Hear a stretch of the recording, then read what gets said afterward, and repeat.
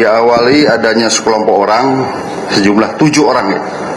Jadi apa yang di media sosial disebutkan 30 orang, hasil penyelidikan kita, pemeriksaan kita ternyata hanya 7 orang.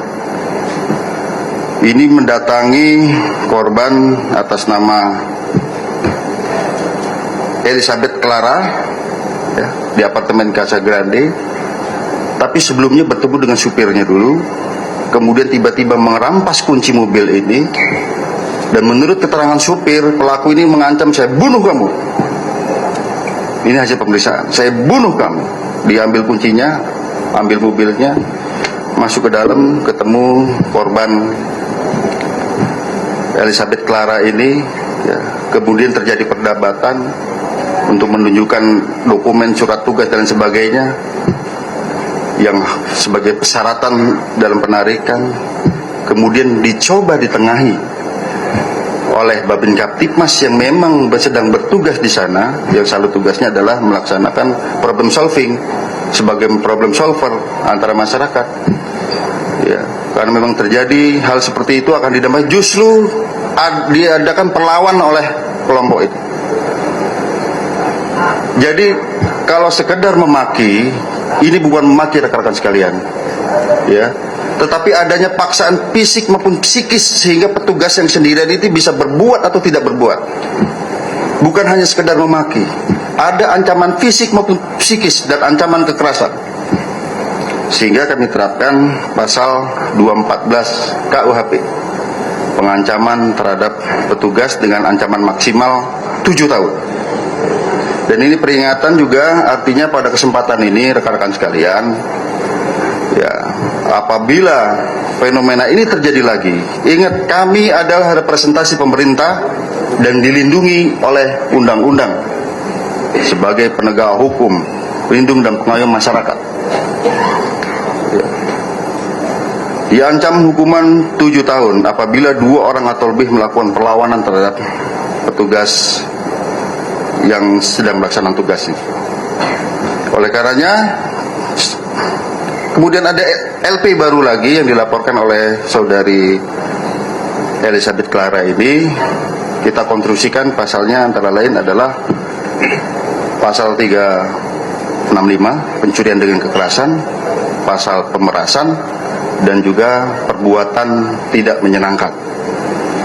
Sebagaimana kita ketahui dalam undang-undang fidusia, nanti akan dijelaskan baik oleh perwakilan dari Asosiasi Perusahaan Pembiayaan, ya. Kemudian dari OJK juga akan jelaskan. Yang jelas, ya, apabila ada cedera janji ataupun wan prestasi antara debitur dengan kreditur, ya, kemudian tidak terjadi kesepakatan, ya, itu tidak serta-merta penerima fidusia ataupun yang mewakilkan kepada debt collector bisa mengambil secara paksa kendaraan itu. Bisa melalui penetapan pengadilan. Apabila ini tetap dilakukan, maka yang terjadi adalah tindak pidana. Nah, ini supaya masyarakat juga paham, ya. Jangan sampai nanti tiba-tiba debt collector yang memaksa mengambil itu menjadi tindak pidana baru. Nah, apalagi kita rangkaikan tadi ada perlawanan terhadap petugas, kita konstruksikan dengan pasal ini. Sekarang sedang kita adakan pemeriksaan terhadap pelaku 7 orang ini. Kami respon cepat, kita tangkap pada hari pertama 2 orang. Kemudian baru tadi pagi tiba dari Provinsi Maluku, ya, Pulau Saparua, ya. Dari Ambon 2 jam lagi nyebrang laut kita tangkap. Jadi kita serius dalam menangani ini, keresahan publik ini, dan kami masih mengejar 4 orang yang lain. Ya. Jadi dalam konstruksi pasal kami ada perbuatan melawan hukum. Ya. Walaupun yang bersangkutan membawa surat perintah tugas dan lain sebagainya, itu menjadi instrumental delik, alat kejahatan, karena yang terjadi adalah paksaan dan ancaman kekerasan. Kami sedang mengejar 4 orang lagi. Yang pertama bernama Eric Johnson Saputra Simangunsong. Ya, kalau di media sosial itu yang garis-garis biru ini. Dan ternyata yang bersangkutan ini residivis. Ya, residivis di Banyumas kasus penganiayaan. Ya, kemudian ada 3 orang lagi, inisialnya BL, JM, JH. Oleh karenanya pada kesempatan ini rekan-rekan sekalian, kami menghimbau terhadap orang-orang ini agar segera menyerahkan diri karena kami akan kejar terus. Dan setelah ini aku akan sebar daftar pencarian orang termasuk foto-fotonya ke seluruh kantor kepolisian untuk sama-sama menangkap yang orang itu. Ya. Ini tidak boleh lagi terjadi perlawanan terhadap petugas dan juga mengintimidasi masyarakat, tidak boleh terjadi. Ini contoh yang sangat buruk. Oleh karenanya kami pada kesempatan ini ingin memberikan deterrence secara spesialis buat maupun secara generalis. Jangan ada yang coba-coba lagi, debt collector lagi, preman-preman yang lain berbuat seperti ini, khususnya di wilayah hukum Polda Metro Jaya. Jadi deterrence secara spesialis maupun generalis kami akan kejar.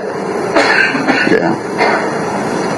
Oleh karenanya rekan-rekan sekalian, ini penyidikan sedang berlangsung. Ya, memang karakteristik premanisme ini rekan-rekan sekalian itu ada yang namanya fenomena silent sound, suara-suara diam. Masyarakat itu sebenarnya takut, resah, tapi kalau mau melaporkan ke polisi dia juga takut karena diancam. Ini terjadi. Kami dapat laporan dari beberapa wilayah dan kami sudah berkoordinasi dengan criminal justice system, pihak kejaksaan dan lain sebagainya, bagaimana melindungi pelapor sehingga tidak terjadi lagi fenomena silent sound ini, tidak ada terjadi fenomena masyarakat takut terhadap aksi premanisme yang terjadi dan membuat resah warganya. Dan kami juga sejak viralnya kasus ini banyak menerima laporan ancaman-ancaman. Ya, kami ada rekamannya semua, sehingga orang ini takut lapor ke kepolisian. Jadi ini tanggung jawab kita bersama. Kalau ada fenomena seperti ini segera laporkan ke pihak kepolisian. Direktif Kapolda Metro Jaya dan juga perintah Bapak Kapolri berantas premanisme. Tidak ada lagi terjadi intimidasi terhadap warga, terjadi ancaman-ancaman dan menimbulkan keresahan ataupun fear of crime di kalangan masyarakat. Saya kira demikian. Terima kasih.